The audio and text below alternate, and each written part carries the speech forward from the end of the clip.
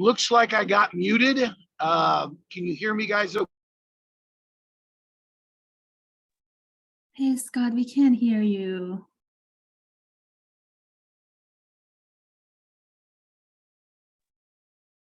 I can hear you.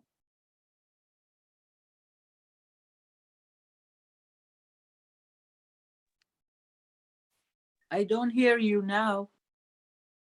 I think you muted yourself again. Somebody keeps putting me on mute, so I'm not touching anything. So if you guys would help us out with that, that would be great. Let's go ahead and get kicked off, guys. I don't know what I was muted when I was and missed out on as far as what I was covering, but let's go ahead and get started. Let me go ahead and bring Joseph and Amanda's screen on. You guys could share your screen and come off mute. That would be great. Good morning, everybody. Well, good morning. Good morning. Looks like you're all bundled up there. A little cool outside today. Yeah, it's a little chilly. At least it's not raining or snowing, right? Yes. Yeah. Awesome, guys. Awesome. We are so excited. We are honored. We're privileged and blessed that you guys have taken out some time of your morning to come out and share with our community and our guests your story, your deal, and just so excited talking to you guys here a couple of days ago on the phone. I'm just telling you, it's like Christmas morning. I can't wait for this property tour to get started here. So Amanda and Joseph, these property tours, as we do them every Saturday, and you guys have been on them before, we have a lot of guests who get on, and we have a lot of new community members who get on these, and they may not know who Amanda and Joseph are. So to kind of kick things off, guys, let's tell everybody a little bit about each of your stories, and kind of how, if we could, why you guys decided to become investors, real estate investors. What was it that really kind of triggered that reaction and that decision to become investors? And then why our community? Why would you want to get a part, and why did you become a part of our national community? So if we could start with Amanda, and then I know you guys are a great team, but let's go ahead and start with Amanda if we could. Hi, everybody. I'm Amanda. Good morning. How are you? So our story really started, me and Joe met on our W-2 job. We both work in law enforcement. It was a great job. It's a little rocky road at the moment, but it's not the worst. We got involved in real estate investing around 2016. I would lie to you all if I said I wanted to do it. I was terrified, did not want to do it, did not want to spend any of our hard-earned money on investing on properties. It took all of this guy. He's the one that pushed us and said, we need to do this. Something he always wanted to do, something that he was passionate about. I was terrified. I thought we were wrong. Don't do it. Money belongs in the bank. And then he took it from there, and it's been sailing, still not sailing, but it's been skyrocketing ever since.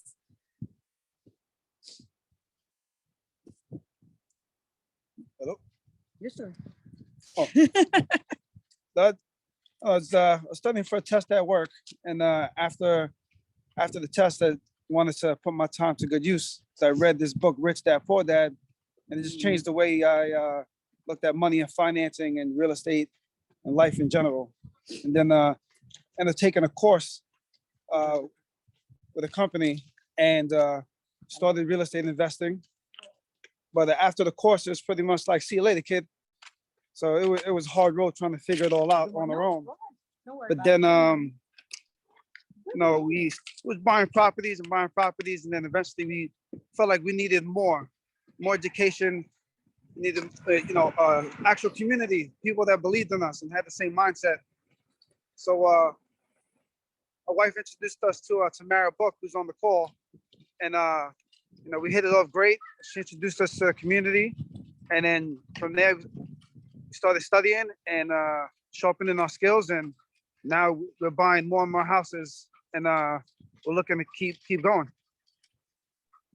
So Joseph, what was it about coming to a meeting or meeting community members? What was it that, because remember, we got, a lot of guests on and folks trying to decide, is this for me?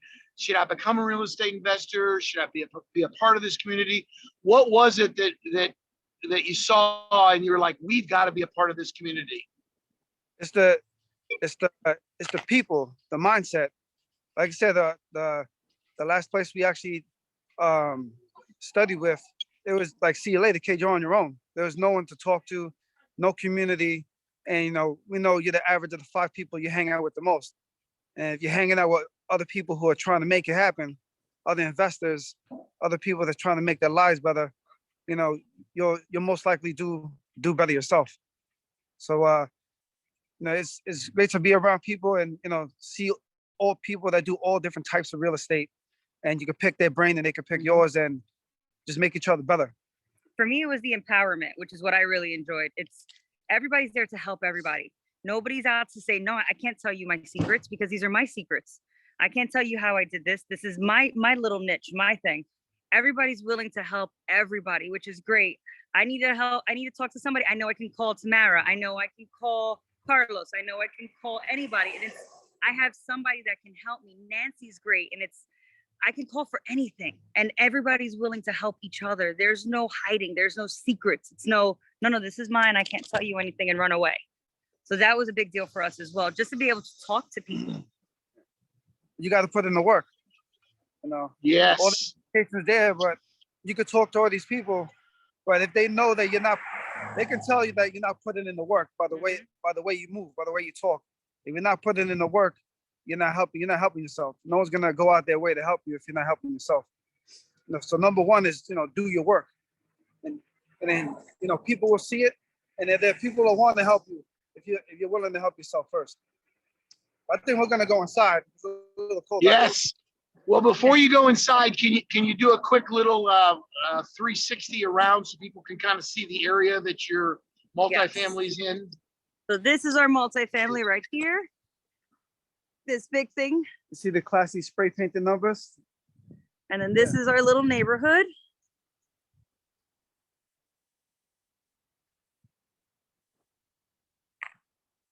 And then we're right back to our little house. Awesome. Yeah, if you guys want to get in from outside the cult, that would be great. Yes. What do I do? There we go. All right. Yeah, we're gonna head inside So now. as you guys go in, let's talk a little bit about, this isn't your first deal. Obviously, you kind of referred to that, Joseph, when you got first started. You were doing deals and then you found our community. So this is not your first deal, but tell us how you found this deal. How did you come across this deal, and share a little bit about that, okay? Yeah, we actually found it on the MLS. Looking on, just always browse the MLS, different areas. And I pick certain zip codes in certain states, and I look, and so this looked interesting. House was huge, so I was like, I knew what the rents were going for. So I gave the real estate agent a call, but they didn't pick up. Usually, agents don't want to talk to you unless you are represented by an agent or you're pre-approved and stuff like that. But since I've been doing this for a while, a little educated, when I always call up, they know. It's like you got to speak the language, just like any job you do, whether you're law enforcement or nurse. When you're in that field, there's a certain acronyms you use, certain language you use, and other people could tell, okay, you're in that field. And that's what I do when I call up realtors. I call up realtors and I speak their language, use their acronyms. So when I talk to them, they're not, oh, do you have an agent? Oh no, I don't want to talk to you. They hear, they hear you speaking their language. So it makes them believe like, oh, this guy knows what he's talking about. I'm gonna talk to him. So spoke to the agent, came to see the property. I liked it. It was on the market for 175. They kept lowering it because they couldn't sell it. Eventually, I saw it. They wanted cash, and I was like, okay, we could do that. But one tenant needed to be evicted. One unit was empty. They said the whole building was Section 8, and I wasn't as educated in Section 8 at the time, and so I was like, okay, well, I want all the tenants out because they didn't have any leases, and I was like, let me do my research. Let me study some more. So as I was studying, I saw that with Section 8, once the new landlord comes and you could renegotiate the leases and bring the rents up to the market rents because the rents are significantly below market right now. So by the time I went back to the agent to give her the offer, she's like, oh, somebody else offered cash. They took it. So I was like, damn, I missed out because I wasn't properly educated. But now I know. So I went looking for other deals. And about a month and a half later, the agent calls me and says the deal just fell out of escrow because the person who went to buy it decided that they didn't want to evict the tenant anymore. And the person who owned the property is like, well, that's not the deal. You said you were going to do it. It's not my problem. So it fell out. The agent called me the same day and said it fell out of escrow. So I told him, look, I'll buy the place, 160. I'm getting a mortgage. I'll sign a contract right now. 10 minutes later, I had the contract. And it all worked out.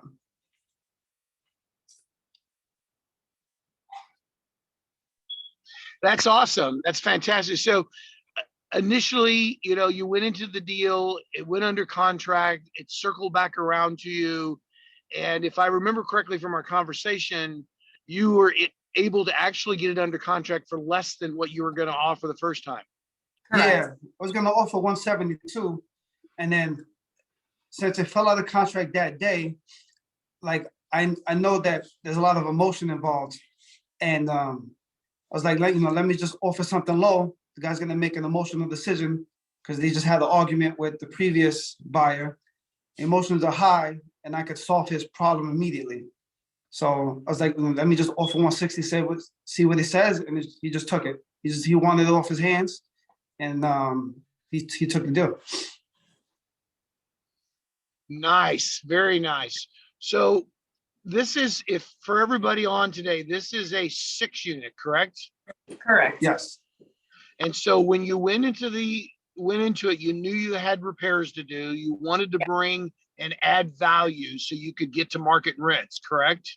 Yes. Yes. So again, very important. That's what majority of investors do is they find properties that are distressed. They look for motivated sellers. Those are two of the important things as investors we really like.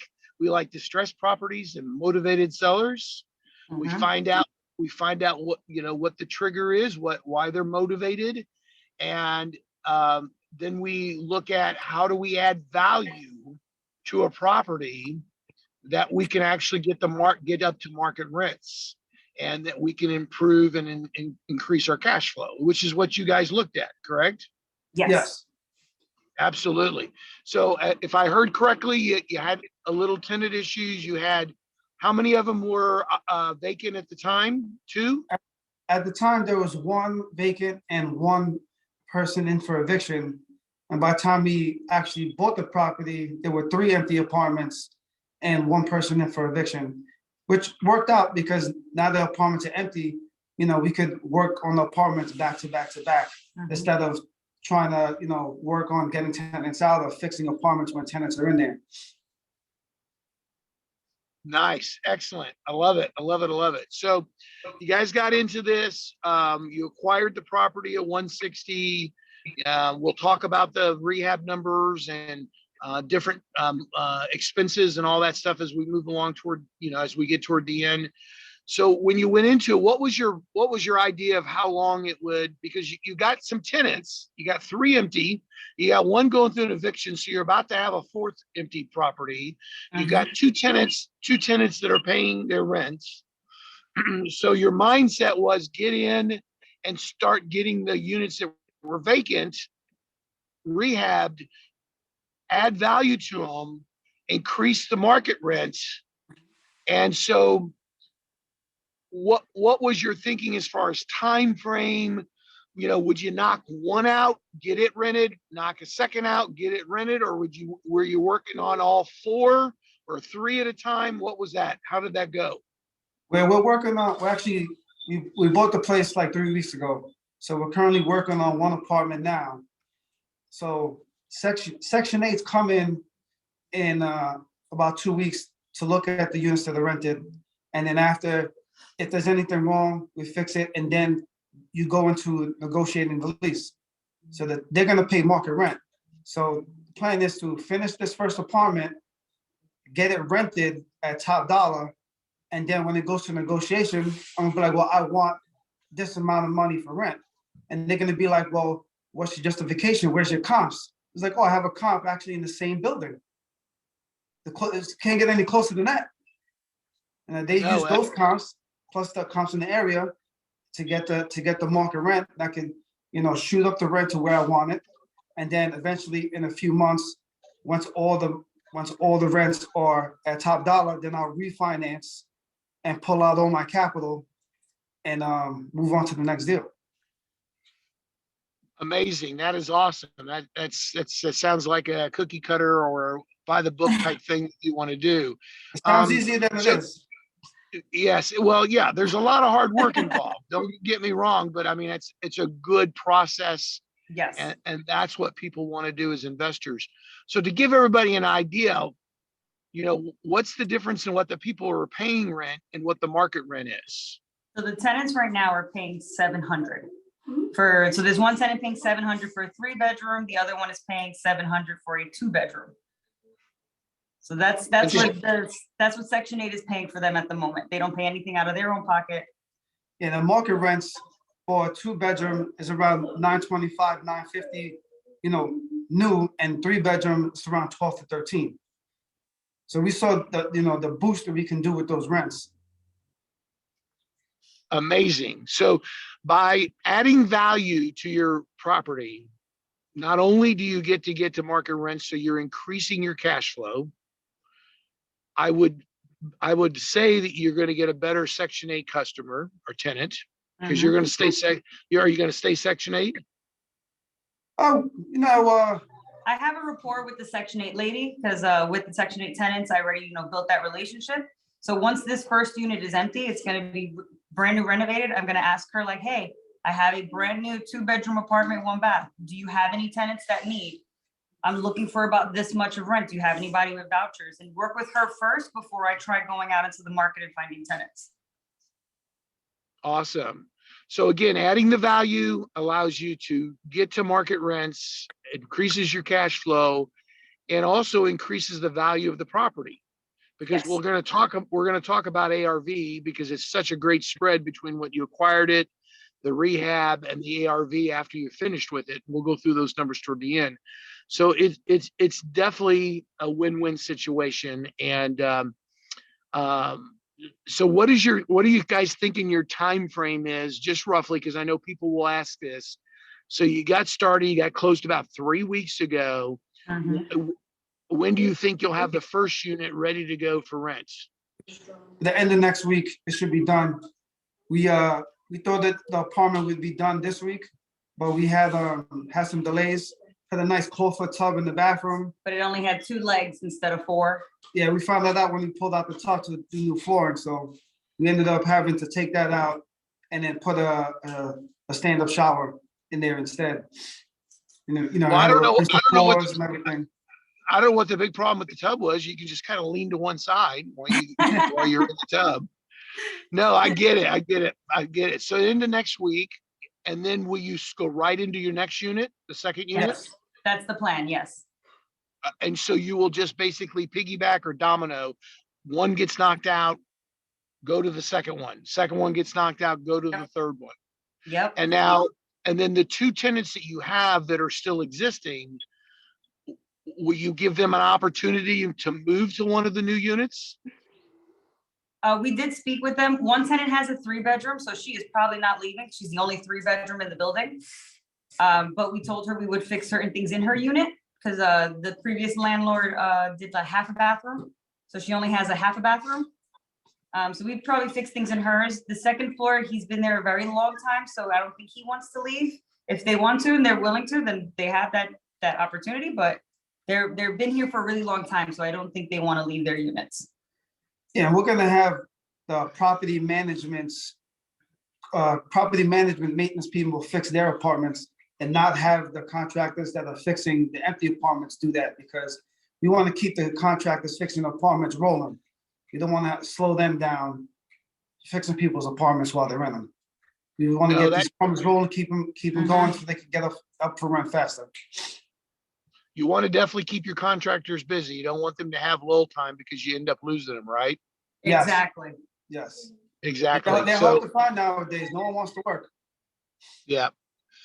So, man, it sounds fantastic. We have a couple questions we'll jump to real quick. You there for a minute. There you are. Are you considering any of the units for short-term rentals? Not in this area. It's yeah, we didn't consider in this area. There's other areas that we are considering, like in Poughkeepsie. That market, there's more hospitals and stuff. But this area is not so much for a short-term rental.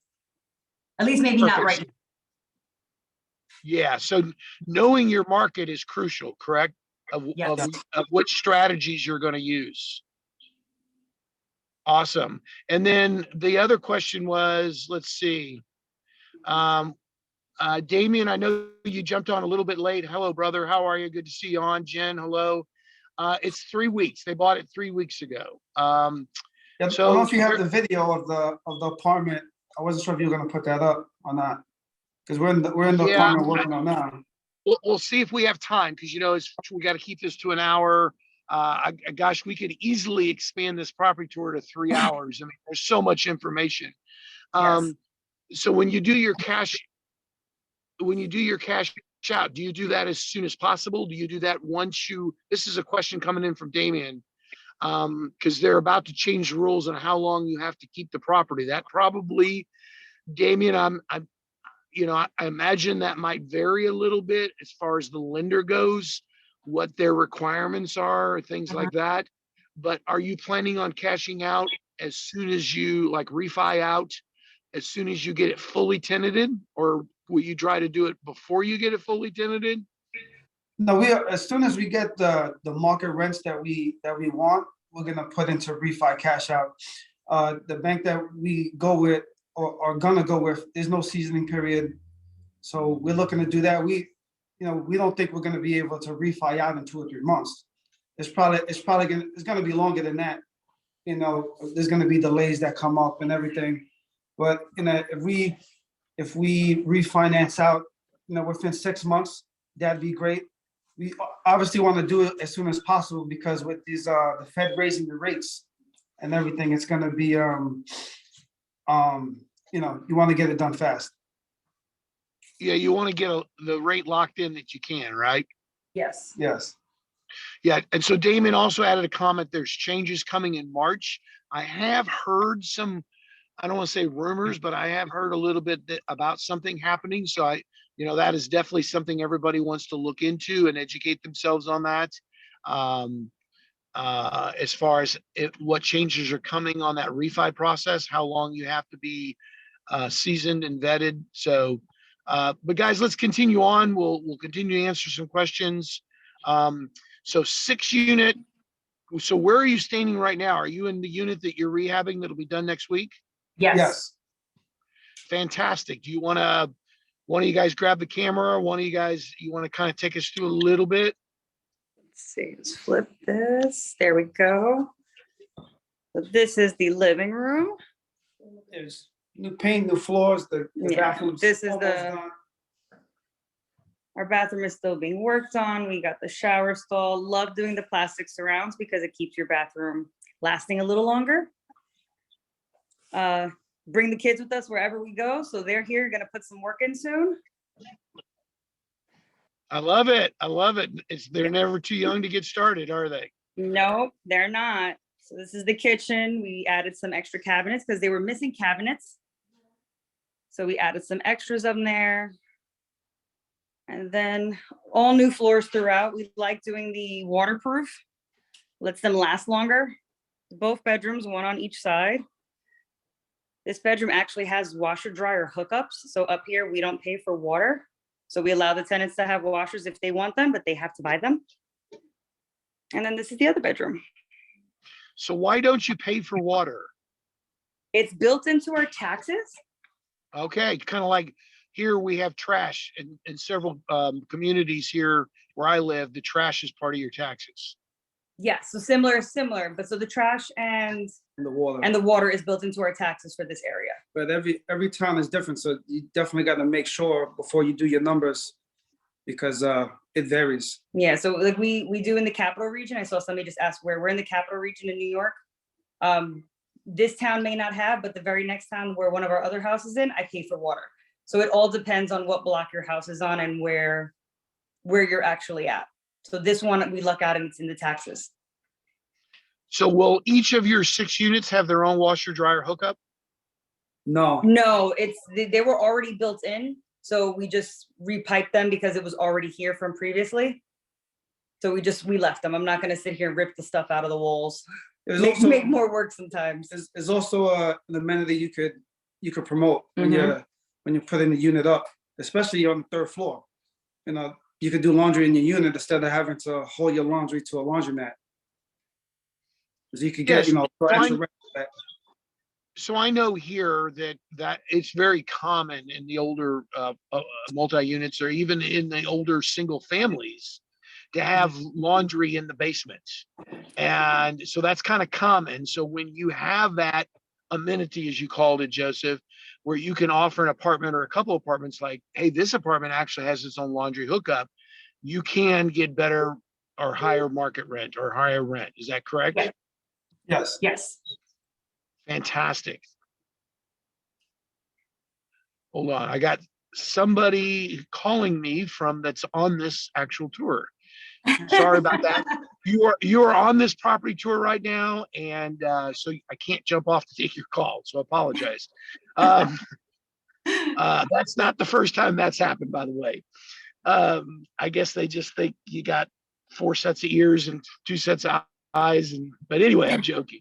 So this is great. So this unit will be done at the end of this is a 2 unit. Yes, the 2 And, unit. and this, and if I heard you right, Joseph, if I heard you right, it was what, 9,950 for a 2 unit, Yes. for a 2 bedroom? I mean, I said unit, 2 bedroom. So a 2 Yeah. bedroom, it's about 9 or 950. Yes. Fantastic. That kind of gives people an idea. And again, every market's different. You might live in a market, folks, if you're on today, that you could get 1,200 for a 2 bedroom, or you might only be able to get 700. So Correct. again, knowing your market, as Amanda said, she might be 10 miles away, have another place that gets completely different rent, has different utility situations and all that. You really got to know, kind of and that's what you guys did when you went into this. You guys, and before you acquired it, you already knew your numbers. You Mhm. already knew like what rents would go for in that area. You already knew what the after repair value would be once you got it fixed.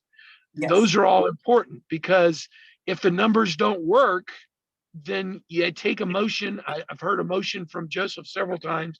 You take that out and, the numbers don't work. Let's go find another unit. Mhm. So that's The awesome. numbers, That's as we great. always say, Scott, the numbers don't lie. People lie. Right. Numbers- People lie, the numbers don't. So that's our big thing. When we first started, we used to get emotional about the house. Like, no, I like this one. I need this one. I need it. And after a while, we're like, nope, the numbers don't make, I don't like the cash flow. It's not working. Next house. And you might see a property and see the rents and run the expenses and everything in your head and be like, oh, this is great, this works. But put the pen to paper, run it in a real calculator, and it might sound good. And then when you run it, you're negative 300 a month. Always when you're looking at property, always put it in a calculator, because it's that's when you really see it. Don't guess when it comes to the numbers. You got to know the numbers. Awesome. So a question about Damien's question, kind of follow-up question, Damien. There's this thing called Google. No, I'm just kidding. You can probably search and maybe find out some information about any changes coming up on refining. And you can find out more information there. The banks We've also, already tell you. If you call your lender, they'll tell you straight out, no, our season period is 3 months, 6 months. really good Exactly. with that. I was just about to say that, and you're dead on. That's what you want to do. Good. A lot of questions about where it's at. It's in New York, guys. Someone put in, yep, Amsterdam. Okay. What's the best website for running numbers and doing research? Well, guys, there's a ton of different things there, but that, tools that you have at your disposal. And, it's, so to recommend one specific one over another, really can't do that. But there are quite a few different things out there. If you're a guest today, you could get back with who invited you and they could kind of give you some direction there. Again, still talking about location. Yes, somebody, Scott, hello, Scott, up in New Hampshire, mentioned iOS. So if somebody's seeing chat and going, what the heck is iOS? As being a part of this community, we have a software platform that's available to us. And, first 30 days is free and then there's a charge after that. But it's an incredible platform where you can use that to run numbers. You can use it to run comp numbers. You can use it to run rehab numbers. It's just an amazing tool. So thanks, Scott, for pointing that out. That is something that's available to you as a community member, as a part of our team. Oh, okay. All right. Sorry about that, Alvin. He reworded his question about short-term.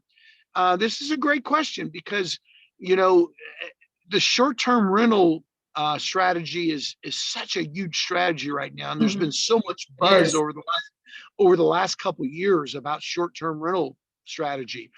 And a lot of us are using what we call the arbitrage model. And the arbitrage model is where you don't actually acquire the property, you rent the property, so you don't own it. And you rent it up front, and the landlord knows that you're going to use it for short-term rental business. And Alvin's question was, how would you feel about if somebody came in there and says, hey, I'd like to rent one of your 3 bedrooms and I'm going to use it for a short-term rental? Would you be open to that? We'll be open to it. Yeah, that sounds interesting. We're not opposed to hearing and going through any particular strategy. Yeah. Because there's no such thing as a bad market. There's bad strategy. So we're open to try all different types of strategies. Yeah. But again, you guys have done your homework and that area is not at currently. And like you said, it could change a year, 2 years from now. It can, yes, it's supposed to. It's not really, and I'm sure that was gone into a lot of your thinking as well as when you acquired the property, is what's happening in the future, because that's something you look at. Is this an up and coming area, or is it actually going the opposite way? Is it going down? Are there a lot of boarded buildings? Are there a lot of vacant buildings? You look at all that stuff as an investor. But right now, this is not a short-term rental pocket, and so you probably won't have really anybody that would come to you, but you would be open to that idea.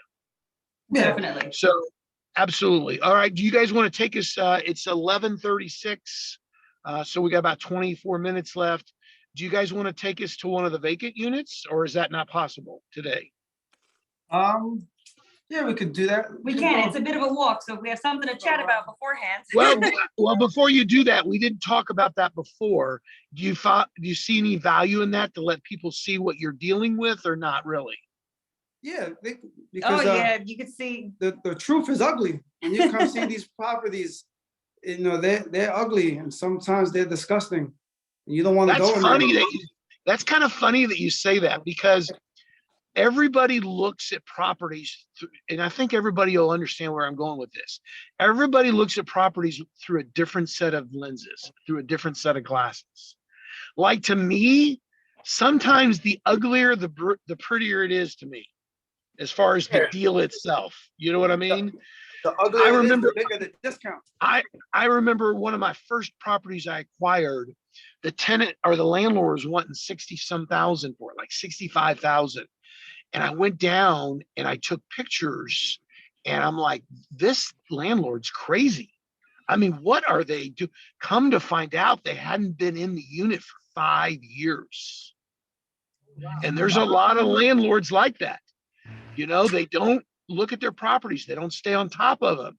They don't, everybody knows they might look at a property that the rent's 450 and it's been 450 for 15 years and the thing looks horrible. It's because they don't put any value or any money into the property. So I said, hey, I'm interested in the property. I didn't tell him, hey, you got a problem. I said, could you meet me at the property? And the lady came and met me with her realtor, who hadn't seen the inside either. And she literally walked in and she started crying. It was very sad because she was like, oh my gosh, I didn't know how bad this was. And I said, I've run my numbers. And I said, the most I can give you is 15. And she said, sold. Like there was no conversation. It was like sold. And it wasn't like I was taking advantage of her. It was very distressed and she wasn't aware of it. You guys told me a couple of days ago that, and we don't want to beat this term up, but the previous landlord was kind of like a slumlord, right? Yes. Yeah, this is one of the other apartments here.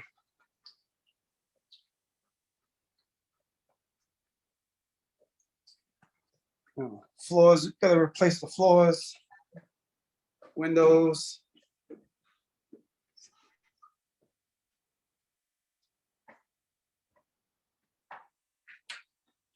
Yeah. Hey, everyone.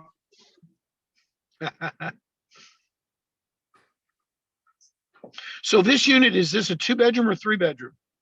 This is a 2-bedroom. This is another 2-bedroom. Is it kind of like flipped? The floor pattern's a little flipped than the other one? Like No, the this is bedrooms are, actually different. The bedrooms are separate. So one's off the living room, one's off the kitchen. oh, okay, so it's a different floor plan completely. The front 3 apartments have the same floor plan. The back 3 apartments have the same floor plan. Central air.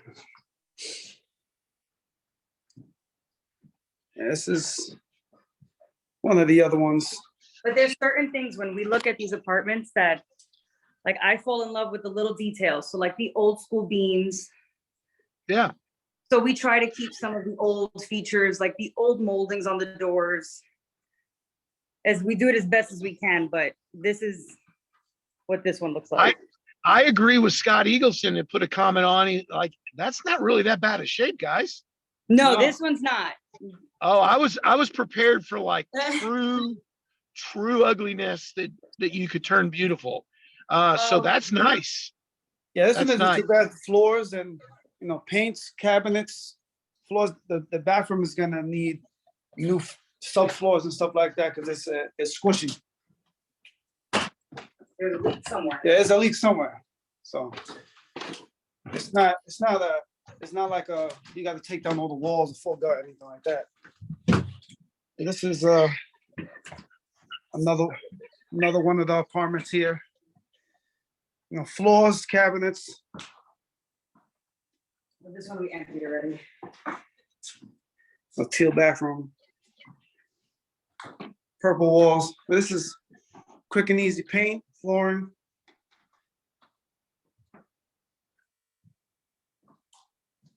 So no structural changes, correct? No walls being ripped out, changed. No, No. yeah. So I'd almost call these a lipstick project for me. That's my definition. I mean, it's update the kitchen, update the bathroom, change the floors out, painting, good. stuff like that. The first apartment that we were in, we actually had to take down the ceiling in half of the apartment, talking plaster and slats, it gets real messy. And then the tub situation. So that really delayed us. I think the most work these units all need are the bathroom because they're squishy and bathrooms shouldn't be squishy. Yeah, the floors shouldn't be squishy. No, absolutely. I saw one of those floors you were showing real quick that had some of their flooring that was busted up and cracked, and Yep. I'm dealing with a situation just like that too. The flooring for the most part is in great shape except for one area. Well, it turns out that they didn't level the floor correctly. And if you don't start with a level floor, you don't use floor leveler, and you just put LVP over top of the existing and it's not level, it's going to break. It's going to do exactly what that did. And so that's awesome. A couple other questions here. We're about quarter to the hour. Yes, that was wallpaper. So are you guys investors who do any of the work yourselves or you hire it all out? We hire it all out, like I'll come and like help break stuff, you know. And, We do try to help with painting and stuff, but we are handyman inclined. We're not very great at that stuff. But we are learning as the time goes. We have a great contractor right now that we found here that teaches a little bit, so we can learn some things. So we do like to learn some things. It's at painting, we're really good at. The girls love to paint, so we get them involved in painting. But also with our regular 9 to 5 job, it's really hard to get up here and invest, and time is money. I'd rather pay somebody to get the job done a lot quicker and get it rented out quicker than having me and him come up only on Saturdays. yeah, I would say if you're too focused in your business, you can't focus on your business. If you're busy every weekend painting and putting in floors, you can't focus on the higher dollar per hour tasks like finding new money, finding new properties, you know, talking to other investors and thinking about bigger projects, bigger plans. You know, we're coming here to help out real quick, you know, and give direction to the contractor, because we actually have 2 other houses on the contract that we're going to be closing on in the next month, and one of them it needs a lot of work. So I want to knock these apartments out, so when we close on that, he can transition right into that. Absolutely. So, great question from Damien. We saw your really cool address written and spray paint on the outside of your brick. Yes. Was that paint or was that chalk? Paint. Yeah, spray paint. So are you planning on painting the outside of the building? No, but I looked up how to get the spray paint removed, so that is my project for today. Yeah, we're having someone take that off, and we're getting proper numbers. Proper numbers for the house. For the house. Okay. So right now in your budget, and you guys don't feel, looking at the market area, that you're going to need to put that kind of money into painting the outside of the building at this time? Yes, No, the building. it's not part of the Building's budget. huge. So Yeah. paint the brick building. And the brick, Yeah, I I love mean- the way the original brick looks, so. Maybe power wash. I mean, you know, it's a pretty Yeah. good sized building. Just to power wash a building like that would probably be $700 to $1,000. Yes. 700 to 1,000 just to power wash it. Yep, And yeah, so you got to look at all your numbers. You got to look at, you know, again, guys, you got to look at what's the area, what are the other rental properties showing you. You do want to stand taller, obviously. There's things you can do. And Joseph and Amanda, just listen to what you guys got going on and seeing that first one. I mean, I'd imagine in that area, you know, with the pictures you'll be able to post from the finish of it, you're going to have a lot of people that would love to move into that building. the tenants downstairs are actually saying they have friends that want to come in. Yeah. Yeah, so it doesn't seem like they're not gonna last very long once they're renovated, which is great. Yeah, and one of the guys across the street came and was like, thank you, someone's finally doing something to the building. Someone's finally trying to clean up the area, which, you know, makes me feel good too. You want to, you know, Make a difference. make these areas nicer, give people a proper place to live, that they feel prideful coming in, you know, whether they own something or not, to have a nice place to go to rest your head after work. You know, makes people feel better. Right. So you were talking about contractors and you got a big project coming up that would be a lot of work if you get it under contract. You know, one of the question was, and it'll always be there'll always be that question and that challenge as an investor is finding good contractors, right? That's a challenge that is part of, I love what you said a minute ago about not focusing so much on it, but about, you know, the difference in that. Because that's one of the things you do. You're always looking for good contractors. And how do you do that? I mean, there's lots of different ways to do that. I mean, we do have a great community. If you're a part of our community and there's other community members in the area, you can get references from them. I know Scott just mentioned as a comment that he got a great contractor from someone in the community. But other ways you do that, and the ways I've done it in the past, when I first got started, I literally, you know, this is kind of grassroots, but I would literally drive around, and if I saw an HVAC truck or I saw a painter's truck, I would stop and talk to them. And most of the time they'd go, yeah, you can look at it. I would look at their work. Okay. And I would talk to them. I mean, I have found, in the very beginning, when I started off, I found more contractors just driving around the area and finding people through that. Word of mouth, you know? Craigslist, oh my gosh, Facebook. Yeah. There's so many, Angie's List. There's so Mhm. many, and you can get references and you can Yeah. go look at their work and what they've We done. This before, we like them. They were good. Our property manager, they recommend people, so we'll do them too. Let me see your work. What do you have? Yeah, one of our property managers is that I think the last 2 years with everything going on in the world, the hardest thing has been finding contractors. Finding deals and finding money have been easier than finding A contract. contractors. Even on this job, we have guys do the work and sometimes they need help. So they get people to come Yeah. help. And it's like, we got like, boxes of flooring that needs to be brought up to the apartment. And the guys are like, you want me to do what? Yeah, lift that box and bring it to the apartment. They're like, nah, they just walk away. Yeah. Like, we're not Right. doing it. Or we've had guys So come up it's- and they help with the one day and they go, don't call me, I'm not coming back. They won't come back the next day. The guys rather play video games than actually make money. It's Yeah, crazy. yeah, yeah. And that's kind of a challenge in every industry today. Everybody has a challenge, and that challenge has always been there. It just seems to be a little more intense than it was 5 years ago. Yes. And so do your due diligence, get references, look at their work, communicate. We're down to about 10 minutes here, so we're going to get to the numbers here in a second. There's been a lot of questions about how do you find the money, how, what's hard money, private money.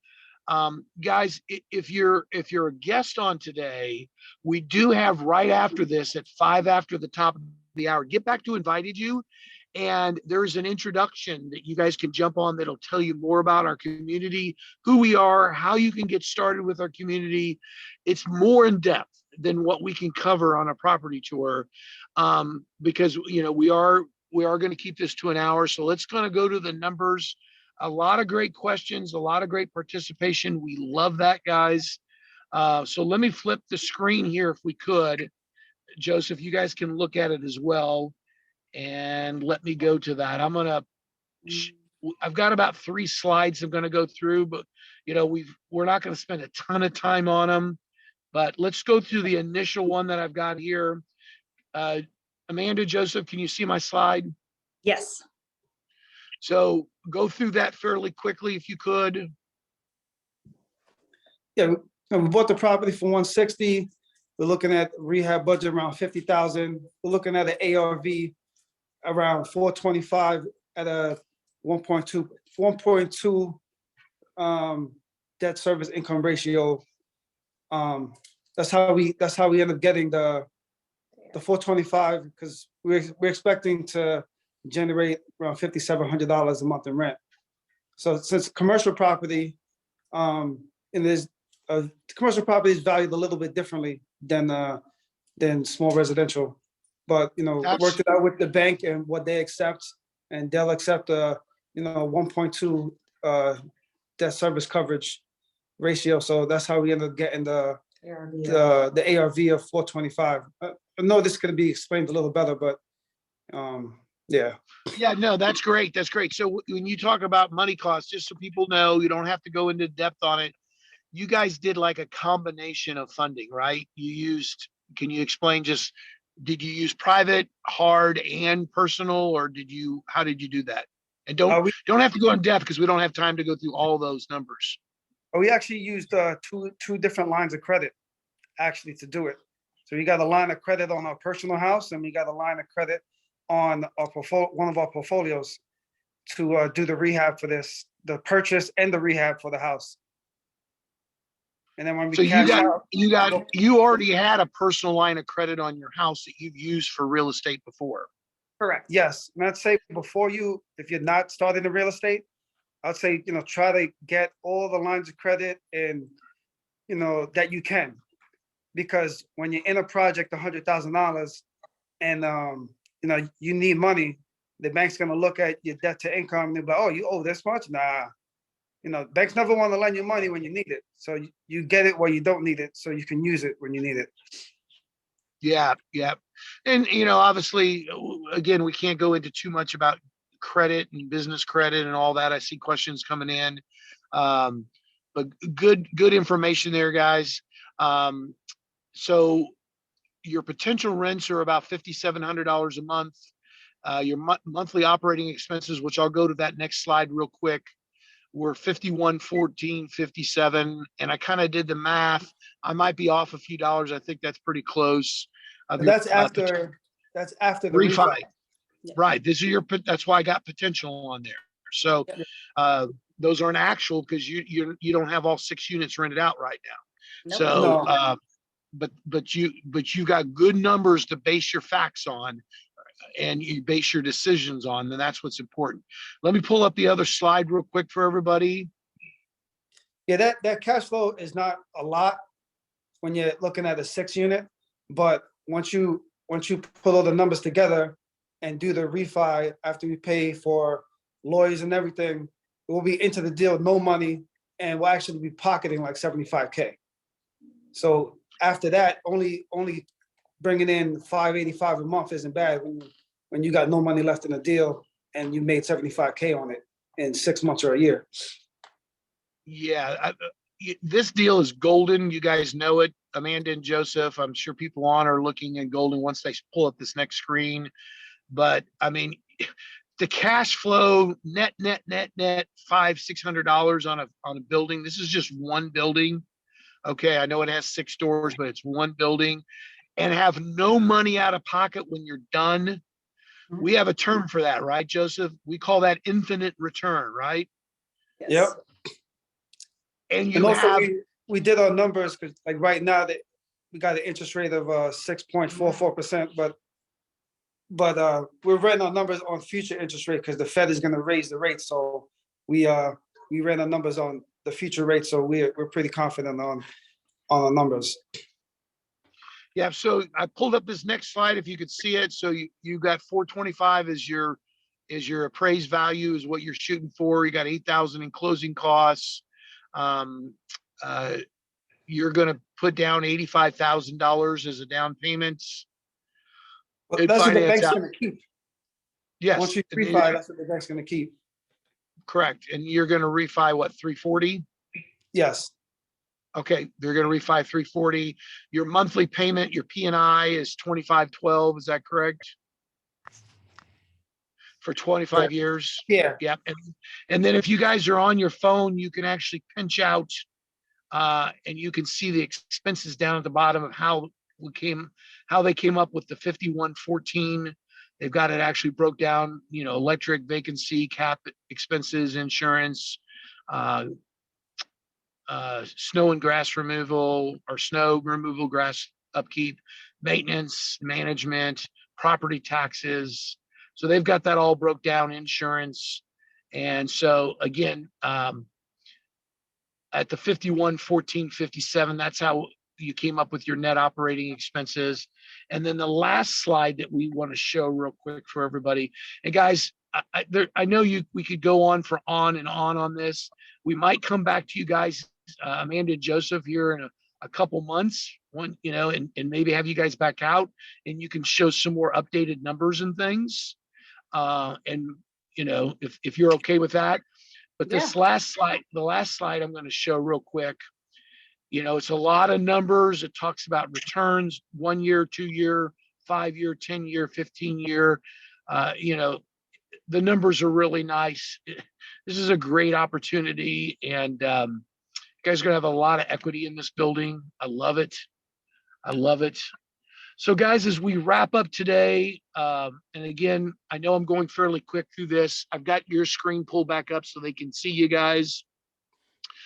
To kind of leave everybody today, we got a few minutes here to wrap things up. What would you guys leave everybody? What kind of a comment or advice, or, think about who's on today. There's a lot of guests on today who are thinking about getting started in our community. They're trying to figure this all out. Amanda, I remember early on today, you talked about when you first got started, you kind of went into it kicking and screaming. You didn't want to do it. I did. And, hey, that's normal. That's normal for people to have that. And it's okay to feel that way. But, you know, getting started. And then we're going to have people on that have started in our community, Joseph and Amanda, and they've never done a deal yet. They just got started, or they've been a part of our community, and they're thinking about pulling the trigger and starting to do deals. Amanda, what would you tell people to kind of wrap things up today? Just do it. Just do it. It's, I wish I wouldn't have kicked and screamed. Maybe we would have, you know, done more, but things happen for a reason. But I am glad that he pulled me and dragged me along with him. And it finally clicked, and I realized that this was great. And this was a great thing that he dragged me into. And I'm very happy. And it's okay to be scared. It's always scary when you're playing with a lot of money, but the outcome is so much better. And I just say, just do it. Yeah, I would say, you know, for me, it's, you know, I was scared, but I knew there was more. There was more going on in the world. I knew, you know, I had to do more. And now going from, you know, starting out in my job, making $25,000 a year to only 25 apartments in a few years, it's crazy. And everybody thought we were crazy. And we just feel like we have to do this. And we put in the work. You know, and I tell people, you know, what you work 9 to 5, what are you doing 5 to 10? You watching Netflix? No, you watching TV, listening to the radio, or you putting in the work? You put in the work, you'll be successful. I love it. I love it. A lot of great compliments for you guys. Great job. Yes, absolutely. Rock stars. Congrats. Thank Guys, you. this has been a fantastic property tour. Again, we'd love to have you out in a couple months on this property, kind of show us an update. You'll have, you know, your numbers. You'll have some of the units rented. I don't know what you're planning if in 2 months, if you'll have almost all of them done or almost Fingers there. crossed. Yeah. Fingers crossed. Yeah, absolutely. So guys, we still got about 100 people on. It's been a great tour today. If you want to learn more about a lot of the things that Amanda and Joseph talked about today, you want to learn more about our community, you know, find out how, you know, what they saw to get started. You know, we have right after this, we have a business introduction to our community. Get back with who invited you. They can get you that link and you can get on. You'll learn so much more than we could cover today. We'll be back here again next Saturday. We'd love to see everybody out. Bring a guest, bring a couple guests, and come out. We'll be in a different market, potentially a whole different strategy. And we'd love to see you guys out. So for right now, Amanda, Joseph, thank you so much for taking time out of your morning. Thanks for sharing about your life, your story, and your deal and your business. And I'm so, you know, excited for you guys and your growth. And you guys got a great plan in place. And, you know, again, I'd like to wrap up by saying we appreciate your service. I don't live in the New York market, but I do appreciate what you guys do every day as being in law enforcement. Thank you very much. And for right now, everybody have a blessed weekend and thank you. Thank See you, you guys. everybody. Thank you, everybody. You could do it.